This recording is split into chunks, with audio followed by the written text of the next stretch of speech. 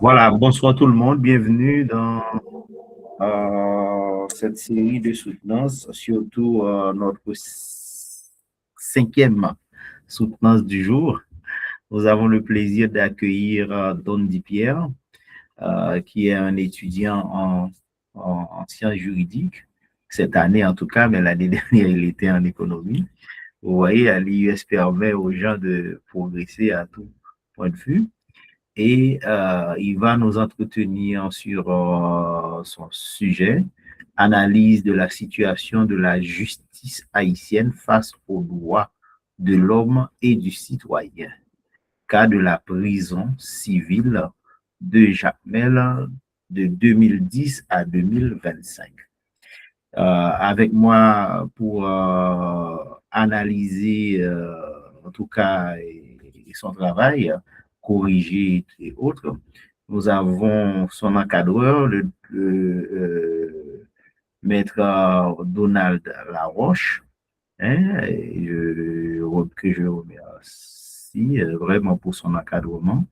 Et on a bien compris que vraiment sans les collègues, l'IUS n'aurait pas pu vraiment tenir ces genres d'événements. Et on remercie également Maître Claude Jean, qui jouera le rôle de rapporteur. Donc, sans plus tarder, on passe la parole à Alain Pétran, Don Dipierre, pour 10 minutes de présentation maximum. Voilà. Don Di, tu as la parole. Merci de m'avoir accordé la parole, Monsieur le Président, honorable membre du jury, Monsieur le Président du jury, Monsieur Providence, chers collègues, honorables invités, chers amis, présents en ligne et à distance, chers membres de ma famille, présents en ligne et en présentiel, chers collègues étudiants, bonsoir. C'est avec un profond respect et une grande considération et un réel sentiment de satisfaction que je me présente aujourd'hui devant vous dans le cadre de la soutenance de ma mémoire de licence de droit à la faculté de droit, d'économie et de gestion à Jacmel. Je suis Don Dipierre. Le travail de recherche que j'ai l'honneur de vous présenter porte sur le sujet suivant: analyse de la situation de la faiblesse face aux droits de l'homme et du citoyen, cas de la prison civile de Jacmel de 2010 à 2025.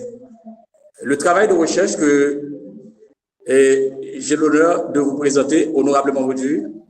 Avant d'aborder le contenu de cette recherche, permettez-moi d'exprimer ma profonde gratitude envers les autorités académiques de l'Institut universitaire des sciences, IUS, les membres du corps professoral, ainsi que mon directeur de mémoire, en l'occurrence Maître Donald Laroche, non seulement pour leur accompagnement, leur disponibilité, leur conseil méthodologique et leur encadrement scientifique tout au long de ce travail.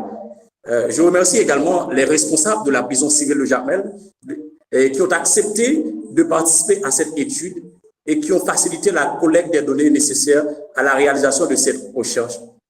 Comme vous le savez aussi bien que moi, la justice constitue l'un des fondements essentiels de tout État de droit. Elle représente l'institution chargée de garantir l'application des lois, la protection des libertés fondamentales et le respect des droits reconnus à chaque citoyen. Dans toute société, on sait pertinemment que, surtout dans une société démocratique, l'efficacité du système judiciaire constitue un indicateur important du niveau de développement institutionnel, de la stabilité sociale et du respect de la dignité humaine. Cependant, la réalité du système judiciaire haïtien révèle l'existence de nombreuses difficultés structurelles et fonctionnelles qui limitent l'accès à la justice et compromettent le respect des droits fondamentaux des citoyens. Parmi les problèmes les plus fréquemment observés figurent notamment la lenteur des procédures judiciaires, la détention préventive prolongée, la surpopulation carcérale, de plus l'insuffisance des infrastructures pénitentiaires le manque de ressources humaines et même matérielles, ainsi que les violations répétées des droits fondamentaux des détenus. Ces difficultés-là nous montrent clairement qu'il y a des conséquences néfastes, des conséquences directes sur le fonctionnement du système judiciaire et sur la crédibilité des institutions chargées de garantir la justice. C'est dans cette perspective même que nous avons choisi d'étudier la situation de la prison civile de Jacmel afin de pouvoir analyser les facteurs expliquant ces dysfonctionnements et leurs répercussions sur les droits de l'homme et du citoyen. Donc, compte tenu du contexte et la justification de l'étude, donc le choix de ce sujet, honorable membre du jury, repose sur trois dimensions principales, à savoir la dimension scientifique, sociale et même personnelle. Au niveau scientifique, cette étude contribue à enrichir les connaissances relatives à la justice haïtienne, aux droits humains et même au fonctionnement du système carcéral dans un contexte marqué par de nombreuses en quelque sorte contraintes institutionnelles. Et tant au niveau social, cette recherche vise à attirer l'attention des décideurs publics, des organisations de défense des droits humains et de la société civile sur les réalités vécues par les personnes privées de liberté. Elle cherche également à encourager la réflexion sur les réformes nécessaires pour améliorer l'accès à la justice et le respect de la dignité humaine. Et enfin, sur le plan personnel, cette recherche nous a permis en quelque sorte d'approfondir nos connaissances sur le domaine des droits de l'homme, du droit pénal, de la procédure pénale et de l'administration pénitentiaire. Tenant compte de la problématique, c'est que les rapports internationaux, les rapports nationaux publiés au cours des dernières années mettent en évidence la persistance de nombreuses insuffisances au sein du système judiciaire haïtien, les cas de détention préventive prolongée, les retards dans le traitement des dossiers judiciaires, les conditions difficiles de détention et même les difficultés d'accès à l'assistance juridique constituent véritablement des préoccupations majeures. Face à cette situation, honorable membre du jury, notre recherche s'est articulée autour de la question centrale suivante. Comment peut-on expliquer l'inefficacité de la justice haïtienne par rapport aux droits de l'homme et du citoyen? Cette interrogation constitue pour nous aujourd'hui le fil conducteur de notre étude et oriente l'ensemble de notre démarche scientifique. Et en ce qui concerne les hypothèses de recherche, afin de répondre à cette question de recherche, nous avons formulé trois hypothèses principales. La première hypothèse soutient la situation critique des détenus devant les tribunaux, contribue à l'efficacité de la justice haïtienne. La deuxième hypothèse considère que les dysfonctionnements institutionnels, la lenteur des procédures judiciaires et la complexité administrative constituent des obstacles majeurs à l'application effective des droits fondamentaux. Enfin, la troisième hypothèse suppose que les mauvaises conditions de travail au sein du système judiciaire favorisent certaines pratiques contraires aux principes de bonne gouvernance, notamment la corruption et la partialité dans les décisions de justice. En ce qui concerne les objectifs de recherche, l'objectif général de cette étude consiste à analyser la situation de la justice haïtienne face aux droits de l'homme et du citoyen. Plus spécifiquement, il s'agit non seulement d'identifier les principaux obstacles empêcher l'application effective des droits humains, mais également d'analyser les conditions de détention au sein de la prison civile de Jacmel et même d'évaluer les difficultés institutionnelles du système judiciaire afin de pouvoir proposer en quelque sorte des recommandations susceptibles d'améliorer le fonctionnement de la justice haïtienne. Donc, dans le cadre théorique et même conceptuel, cette recherche repose sur plusieurs concepts fondamentaux, notamment la justice, les droits de l'homme, l'état de droit, la détention préventive, l'administration pénitentiaire et même les libertés fondamentales. Nous avons également, honorable membre du jury, mobilisé en quelque sorte la pensée du sociologue Émile Durkheim, qui considère que la justice constitue l'expression de la conscience collective d'une société. Donc, selon cette approche, la manière dont une société organise son système judiciaire reflète ses valeurs, à savoir les valeurs sociales, les valeurs morales, ainsi que ses valeurs institutionnelles. Ainsi, le respect des droits humains, honorable membre du jury, là nous montre clairement que la société, en quelque sorte, organise son système judiciaire et les droits humains continuent en quelque sorte, le respect des droits humains constitue en quelque sorte un indicateur essentiel du niveau de développement démocratique de l'État. Donc, en ce qui concerne la méthodologie de recherche pour la réalisation de cette étude, nous avons adopté une approche quantitative. Les données ont été recueillies à l'aide de questionnaires composés essentiellement de questions fermées. L'enquête a été menée auprès de l'échantillon de 10 agents travaillant au sein de la prison civile de Jacmel. Les répondants provenaient notamment de l'administration, du greffe de la prison civile de Jacmel, du service de sécurité et même de l'infirmerie.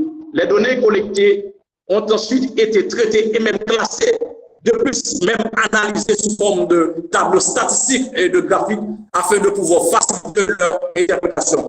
Pour la présentation et l'analyse des résultats, les résultats obtenus montrent clairement que 70% des répondants sont de sexe masculin. La majorité appartient à la tranche d'âge comprise entre 30 et 49 ans. Le greffe représente le service le plus représenté au sein de l'échantillon. L'étude révèle clairement que les principaux facteurs limitant le respect des droits humains sont non seulement la lenteur des procédures judiciaires, la sous-population carcérale, le manque des ressources matérielles, etc. Pour la vérification des hypothèses, les résultats obtenus permettent globalement de confirmer les hypothèses formulées au début de la recherche. En effet, les données recueillies démontrent que les dysfonctionnements judiciaires influencent négativement l'accès à la justice, les conditions de détention affectent le respect des droits humains, les contraintes institutionnelles limitent l'efficacité globale du système judiciaire haïtien. Nos hypothèses peuvent donc être considérées comme vérifiées à la lumière des résultats. Comme tout travail scientifique, honorable membre du jury mérite des recommandations. À partir des constats effectués, plusieurs recommandations ont été formulées. Premièrement, il est nécessaire de renforcer les capacités institutionnelles du système judiciaire par le recrutement de magistrats, de greffiers, de personnel spécialisé. Il convient d'accélérer le traitement des dossiers judiciaires afin de réduire la détention psychologique. Donc, au terme de cette recherche, nous pouvons affirmer que la justice haïtienne fait face à des défis majeurs qui compromettent l'application effective des droits de l'homme et du citoyen. Le cas de la prison civile de Jacmel illustre les difficultés structurelles, institutionnelles et administratives qui caractérisent le système judiciaire pénitentiaire haïtien. L'étude démontre que les problèmes liés à la détention préventive prolongée, à la surpopulation carcérale et aux insuffisances institutionnelles constituent des obstacles importants au respect de la dignité humaine. Par conséquent, l'amélioration de cette situation exige non seulement des réformes juridiques et administratives, mais également une volonté politique durable orientée vers la protection des droits fondamentaux et le renforcement de l'état de droit. Honorable membre du jury, merci. Je vous remercie sincèrement pour votre attention, votre disponibilité et l'intérêt que vous avez accordé à ce travail de recherche. Je demeure entièrement disponible pour répondre à vos questions et même recevoir vos observations et discuter des différents aspects à cette étude. Je vous remercie. C'est bizarre, hein? Est-ce que au moins tu m'entends maintenant?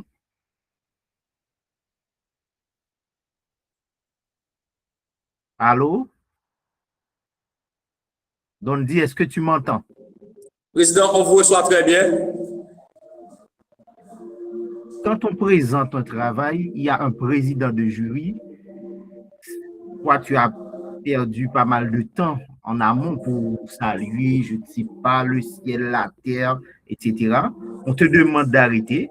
Tu fais semblant de ne rien écouter et tu es en mode speed. C'est très mauvais pour toi. Il fallait t'exercer, d'accord? Chronométrer, par exemple, même chez toi, avec tes amis, etc. Et là, tu aurais pu faire une très bonne présentation. En mode speed, ça n'arrange pas. Ça ne t'arrange pas. Et c'est dommage parce que ce n'est pas la première fois que tu fais cet exercice. Je ne sais pas pourquoi. Ça ressemble bizarrement à ce que tu avais fait l'année dernière. Bon, en tout cas, et les membres du jury vont apprécier le travail, puisque aujourd'hui, il est question d'analyser ta prestation orale, hein, mais il faut apprendre à écouter. Hein. Quand on te dit d'arrêter, tu t'arrêtes, hein, parce que sinon, ce serait le monde à l'envers. Bon, alors, on va passer la parole d'abord au rapporteur, mon cher collègue Claude, pour vraiment apprécier ce travail. Claude? Merci, docteur Providence, et mon collègue Laroche qui est là. Et je vous salue encore une fois. En fait, je ne sais pas par où commencer là. Donc, de toute façon, j'aurais tenté de dire que Dondi, tu as une bonne élocution. Mais je ne peux pas le dire parce que je ne peux pas savoir si c'est toi vraiment qui parlais. Parce que je ne sais pas si ce n'est pas un enregistrement que tu as déroulé pour nous. Parce que malgré que je t'avais demandé d'ouvrir, de te faire voir, et tu n'as pas écouté. Hein? Donc, on a entendu. Je ne sais pas si c'est un audio ou si c'est toi. Donc, si c'est toi, et tu as quand même une bonne élocution, une bonne présentation orale. Et bien que tu as essayé de nous battre de vitesse, hein? Donc, pour présenter ton travail. Donc, ceci étant dit, je vais dans... Alors, pour la présentation, il y a un problème. Pour moi, il y a un problème parce que tu présentes en mémoire, et tu dois te faire voir, puisqu'on est en ligne. Vous voyez? On est en ligne, tu as la possibilité de te faire voir à travers ta caméra, et bien tu te fais voir. Eh bien, tu parles et tu fermes ta caméra, et je ne sais pas si c'est toi qui as parlé ou si c'était quelque chose d'enregistré ou de préenregistré. Bon, je ne sais pas. Voilà. Pour ton travail, j'ai pris mon temps, j'ai contemplé ton travail, je l'ai lu. En gros, félicitations, c'est un travail assez acceptable. C'est un travail assez acceptable. C'est une rédaction, et à mon sens, assez réussie. Et félicitations. Mais de toute façon, et je félicite également ton encadreur et mon collègue Laroche. Mais de toute façon, vous savez, aucune œuvre humaine n'est parfaite. Il y a quand même des remarques et des recommandations, et peut-être qu'on aura à faire.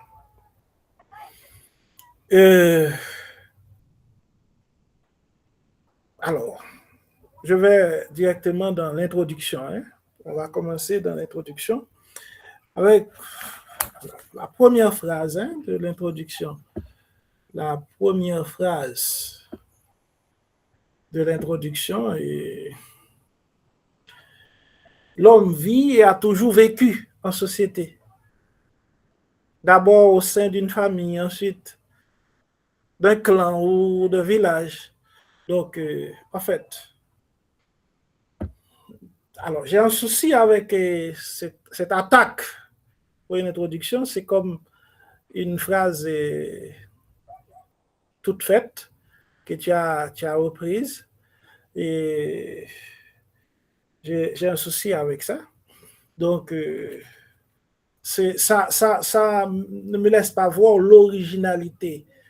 Tu n'as pas commencé, pour moi, tu n'as pas commencé avec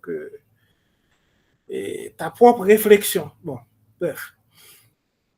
Autre chose, toujours dans l'introduction, on est au premier paragraphe. Il y a une citation que tu aimerais faire. Et selon Durkheim, entre parenthèses, Durkheim, virgule 2013, la justice reflète, etc., etc. Donc, et il me semble que tu voudrais citer Durkheim avec comme ça, et tu voudrais dire selon Durkheim, mais pour dire ça, et tu pourrais dire selon Durkheim dans tel ou tel document, je ne sais pas. Donc là, je vois la phrase, je ne sais pas d'où vient la phrase, c'est dans Durkheim 2000, comme tu dis, selon Durkheim 2013. Durkheim, 2013. Bon. Il faut revoir ça. Donc, je pense que ça peut venir en référence bibliographique, mais comme tu fais là, tu cites Durkheim, selon Durkheim, tu dois dire selon Emile Durkheim, dans tel document, etc. Par la suite, tu mets peut-être l'année du document et on peut voir, on peut aller consulter le document. Mais selon Durkheim comme ça, et je pense que c'est pas bien. Et ça, c'est répété encore dans l'introduction, et deuxième paragraphe de l'introduction, selon Jean-Baptiste. Vous voyez? Et deuxième paragraphe, si tu as le document avec toi, tu verras selon Jean-Baptiste, virgule 2014. Entre parenthèses, Jean-Baptiste, virgule 2014. Les droits de l'homme doivent, etc., etc. Bon, bref. Et je pense que c'est pas bien de référencer comme ça. Donc, ça, c'est sur ces références à l'introduction. Donc, c'est une situation qui est répétée et dans le premier paragraphe, dans le deuxième paragraphe. Et quelque part, tu as écrit le choix de ce sujet repose sur une triple dimension. Donc, je cherche à comprendre et ce que tu voulais dire, sur une triple dimension. Donc, bon, si on est, alors tu répondras après. Donc, tu pourras expliquer cette triple dimension. Donc, dans les objectifs, hein,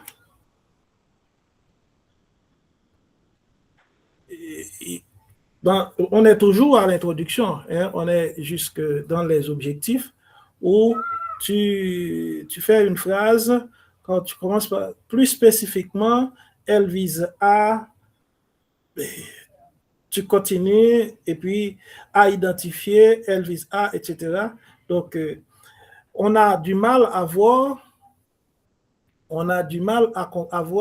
si c'était une énumération que tu allais faire à partir de ça. Tu vois dans tes objectifs là. Tu vois dans tes objectifs, tu vois la phrase où, et plus spécifiquement, elle vise, et puis virgule, tu continues. Donc, je pense qu'il faudrait mettre deux points, et pour faire l'énumération, après 2 points. OK.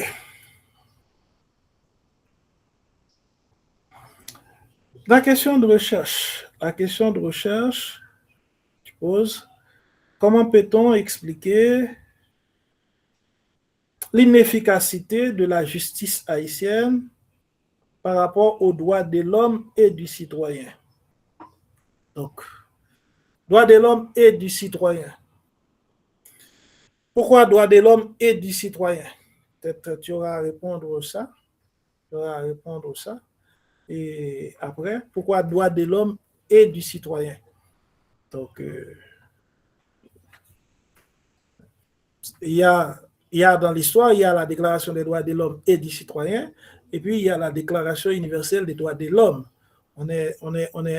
La Déclaration des droits de l'homme et du citoyen, c'est bien avant, et on est à la Déclaration des droits de l'homme et universelle des droits de l'homme des Nations Unies. Donc, peut-être tu auras à expliquer et pourquoi on est dans ta question de recherche, on est aux droits de l'homme et le citoyen. Voilà.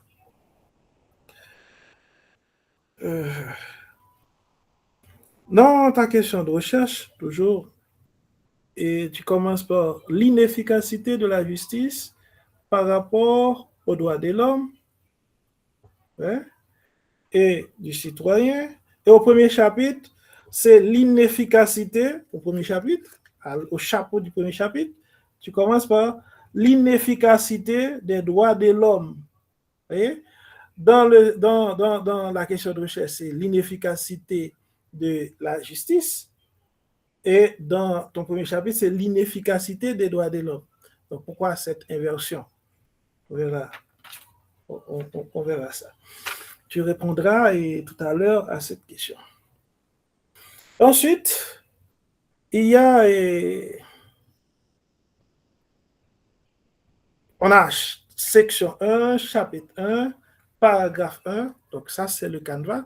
Donc, chaque étudiant de l'IUS a cette Bible que l'IUS met à sa disposition pour produire son mémoire, c'est le canevas.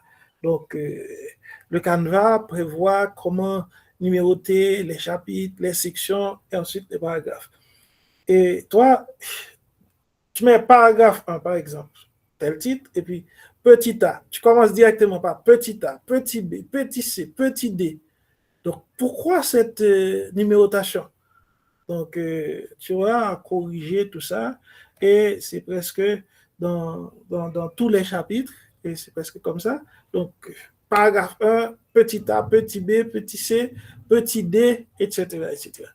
Donc, tu vas corriger tout ça, et tout ça, c'est avec le canevas. Hein? Tu verras le canevas, tu n'auras pas à mettre petit a, petit b, petit c, petit d, etc. etc. Ensuite, la question d'équilibre, hein, dans le texte. Donc, il y a le chapitre premier qui commence de page 5 à page 21.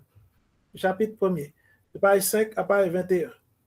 Le chapitre 2, de page 22 à page 29. Donc, page 5 à page 21, voilà, ça fait un nombre de pages, 16 pages. Le deuxième chapitre, 22 à 29, environ 7 pages. Et le troisième chapitre, page 30 à 43, environ 13 pages. Donc, il y a une distribution vraiment inéquitable dans ton travail. Donc, il y a les questions que j'ai formulées dans mes remarques tout à l'heure et tu vas répondre.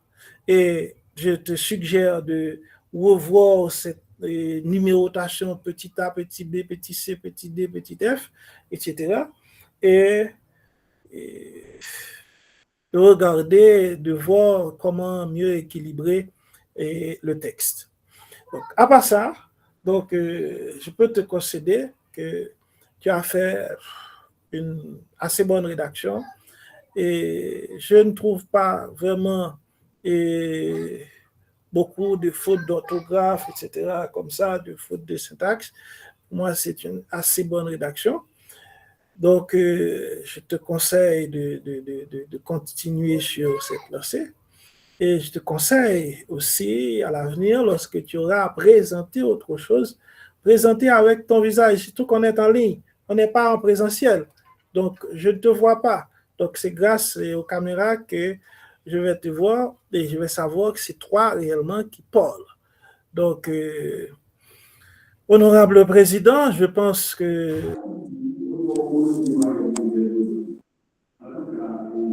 Merci, vraiment merci pour ce travail. Effectivement, l'étudiant doit prendre en compte les remarques du jury, et principalement les remarques du rapporteur pour pouvoir transformer. Hein. Et là, vraiment, j'aurais à faire quelques remarques pour permettre à l'étudiant d'améliorer son texte. Parce que je trouve qu'il y a quand même quelques éléments, hein, à clarifier, à préciser. Et en plus de tout ce que le rapporteur vient de dire, je tiens à attirer l'attention de l'étudiant d'abord sur la forme. Je ne vais pas revenir sur tout ce qui a été dit, mais quand même, il y a des légèretés d'un point de vue de la langue. Parce que si on regarde même, même il a même osé, et au niveau de il a même osé, où ça que j'ai vu ça encore, mon Dieu, c'est au niveau des remerciements, je regarde tout de suite puisque c'est sous mes yeux, j'avais vu ça. Il a même osé parler d'Institut universitaire du science. Moi, c'est du jamais vu. C'est vraiment, c'est sauvage. Pour moi, c'est tellement sauvage. Et ça a attiré mon attention. Et j'invite vraiment à faire attention. On est dans les remerciements. C'est inacceptable. Donc, il faut relire le travail et nettoyer. Parce qu'on ne peut pas accepter ces genres de choses.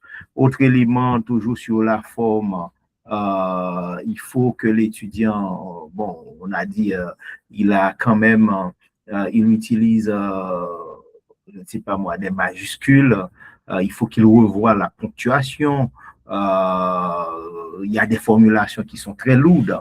Et sans rentrer dans les détails, je t'invite vraiment à faire ce travail-là de nettoyage parce que c'est nécessaire, c'est important. Pareil, au niveau de la bibliographie, il faut, parce qu'il y a plein de répétitions, je ne sais pas pourquoi les étudiants aiment bien faire ça, ils font du remplissage, donc il faut nettoyer. Et c'est le style à pas, jusqu'au bout, qu'il faut appliquer. Donc, je t'invite à faire attention.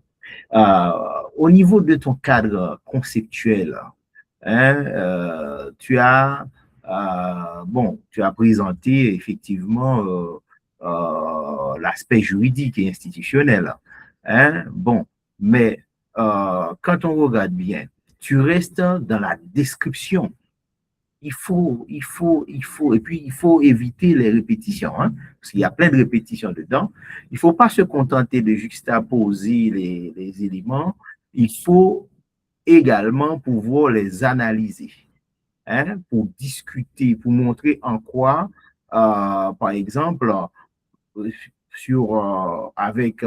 faire le lien avec avec la prison civile de Jacmel.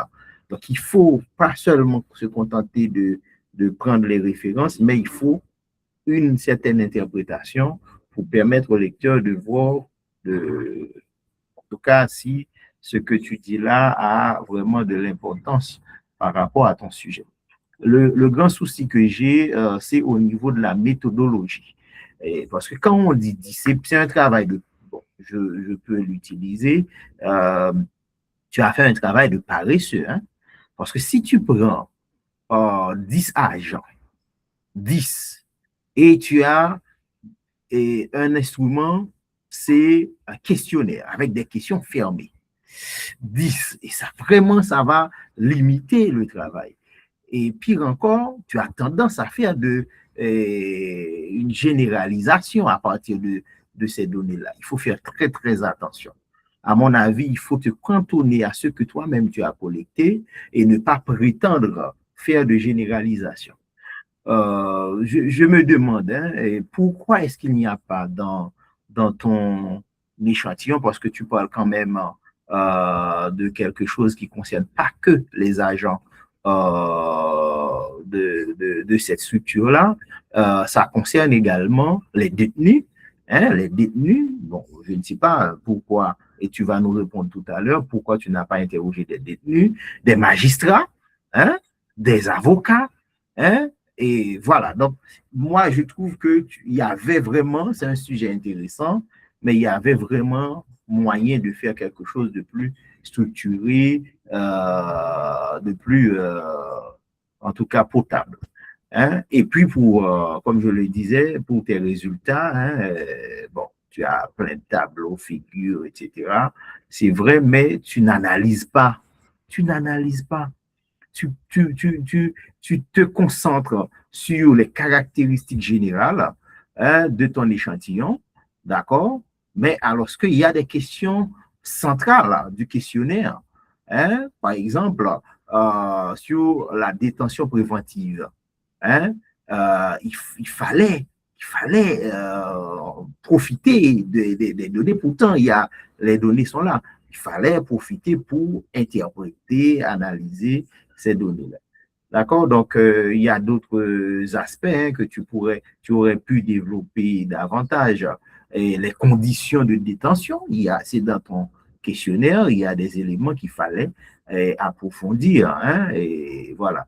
Application des textes et dysfonctionnement du système carcéral, et tu avais vraiment des éléments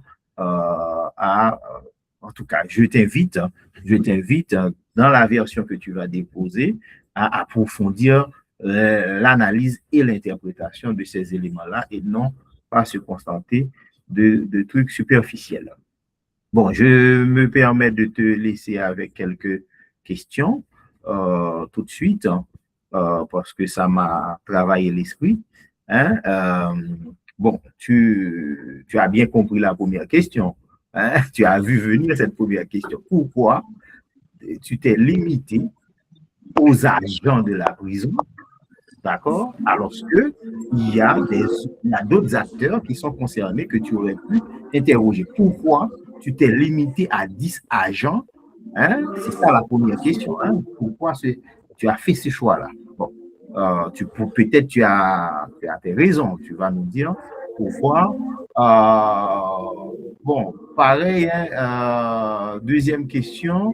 Est-ce que tu peux faire une différence pour nous? Et là, on va voir ta maîtrise de la chose, de ton sujet. Tu fais une différence pour nous, s'il te plaît, entre détention et la personne doit couper son micro, hein, sinon on l'exclut carrément, hein, parce que c'est pas normal. Bon, alors, est-ce que tu peux faire le distinguo entre détention préventive prolongée, puisque c'est ce que tu traites, détention arbitraire, hein, violation du droit à un procès équitable? Je reprends cette question. Alors, il n'y a que deux questions, mais cette question-là m'intéresse beaucoup et tu vas pouvoir nous en dire plus. Détention, la différence entre, hein, ou les différences que tu vas faire, puisqu'il y a trois notions. Détention préventive prolongée, détention arbitraire et violation du droit à un procès équitable. Donc, j'espère que tu as bien noté ces questions. Je te laisse répondre, hein, et à la fois les questions du rapporteur, avant de passer la parole à ton directeur, parce qu'on veut te voir. Tu étais en mode speed, et j'espère que là, tu vas répondre normalement à nos questions. Donc, dis, tu as la parole.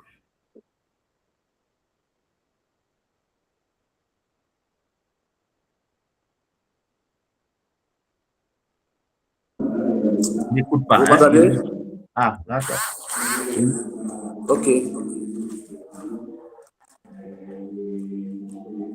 Vous me recevez très bien, Monsieur le Président? Très bien. Okay. Tout d'abord, je tiens à féliciter Monsieur Maître Claude Jean, ainsi que notre président, en l'occurrence Dr. Christophe Providence, donc surtout pour vos questions. Donc, je vais tout d'abord commencer par la première question. C'est que pourquoi je fais choix de 10 agents au lieu de ne pas intégrer les magistrats ainsi que les détenus. C'est ça la première question, n'est-ce pas vrai? C'est à toi de noter, hein? Je ne suis pas là pour noter. Alors, en fait, encore une fois, et merci pour cette question pertinente. Va à l'essentiel.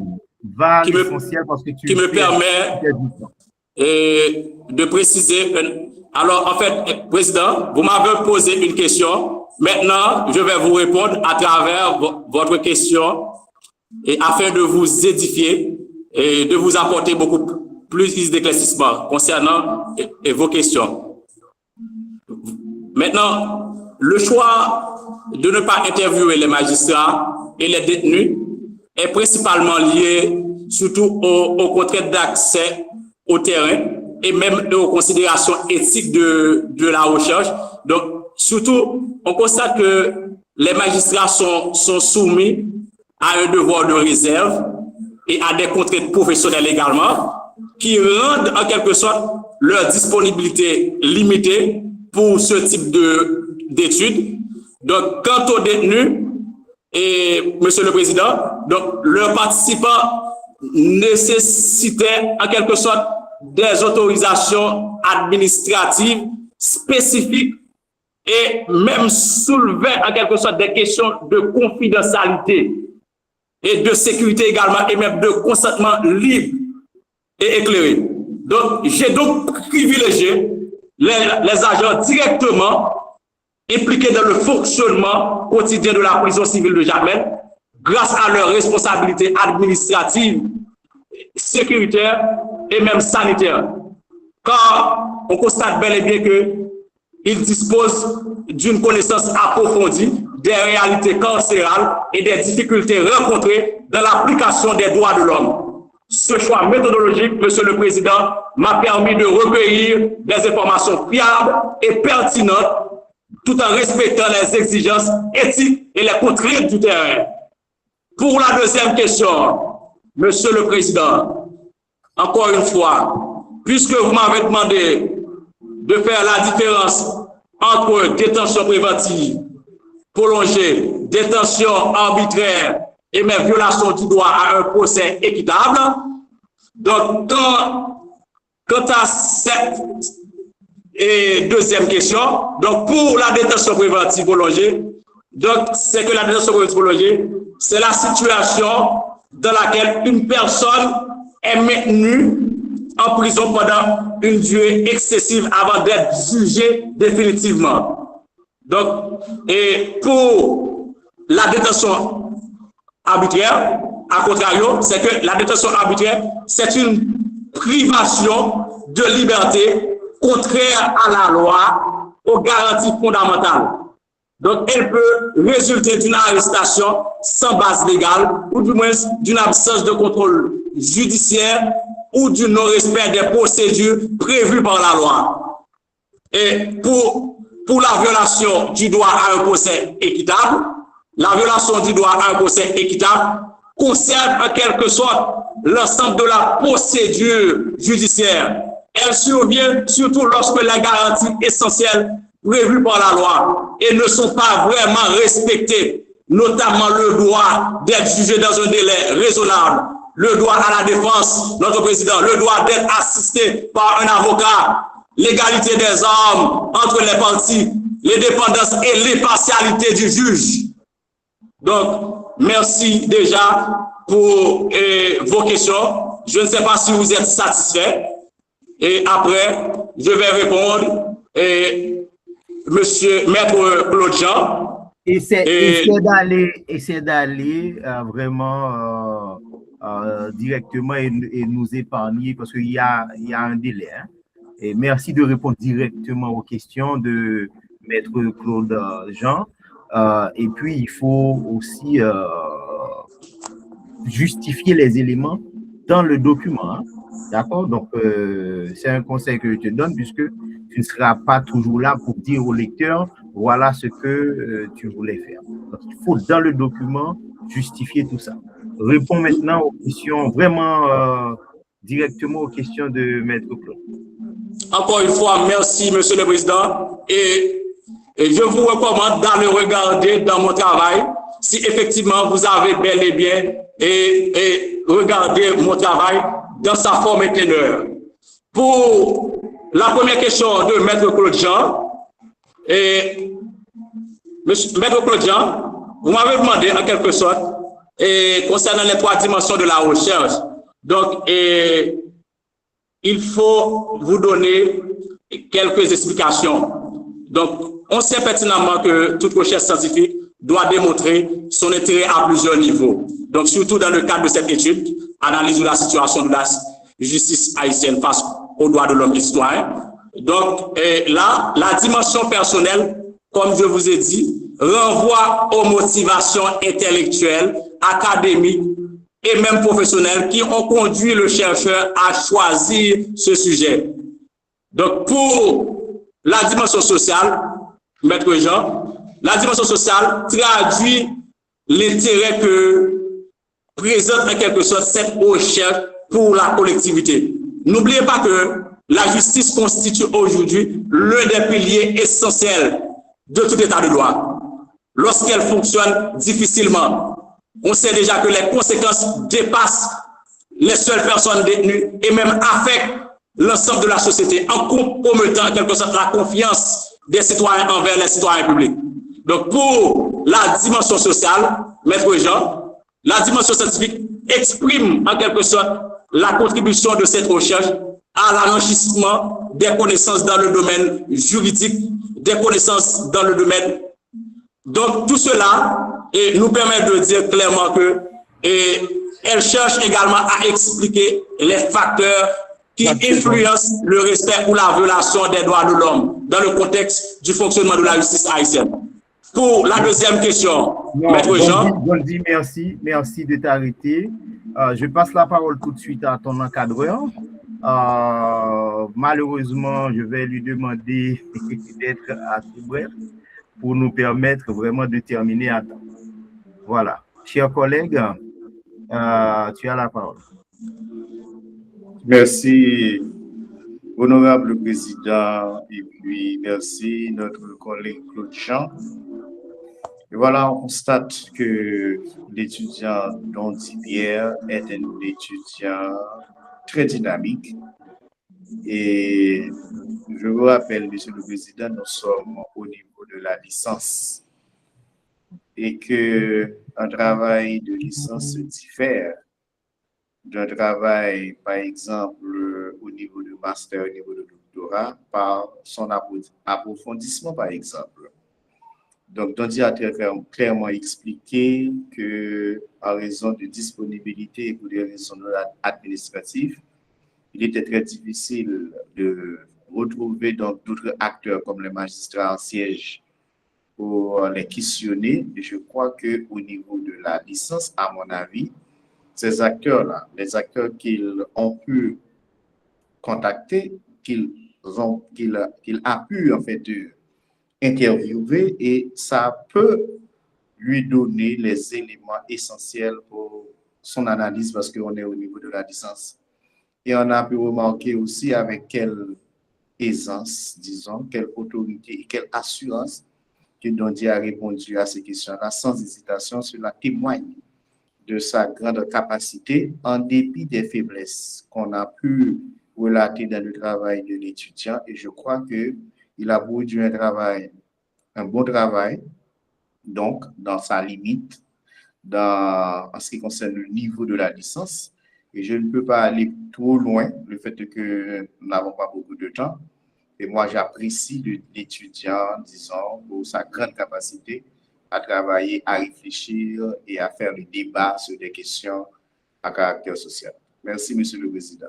Voilà, je te remercie vraiment pour cet accompagnement. Donc, on est là pour que l'étudiant améliore son travail, pas pour non plus et condamner l'étudiant.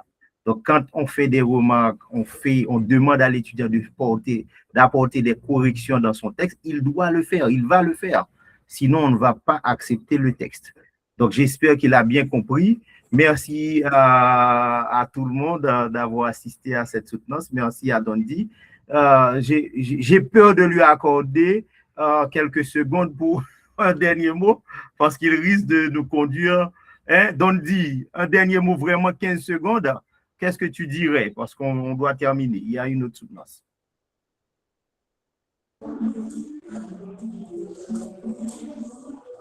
Merci et à ma mère, à qui je dois donner ma réussite. Et également merci à Miss Marie-Magali Pion, ma fiancée.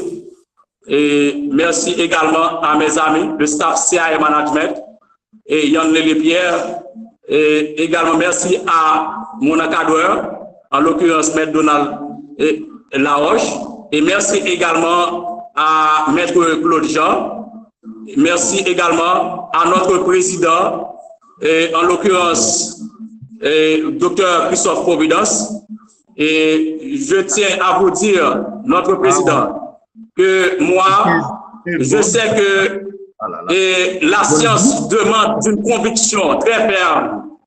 Cependant, M. Claude m'a posé 3 questions. Je n'ai pas eu la chance de répondre à ces 3 questions. On dit merci. Merci déjà. Là, on demande aux collègues d'arrêter l'enregistrement et je passe la parole tout de suite. Désolé, puisqu'il faut apprendre à gérer aussi le temps.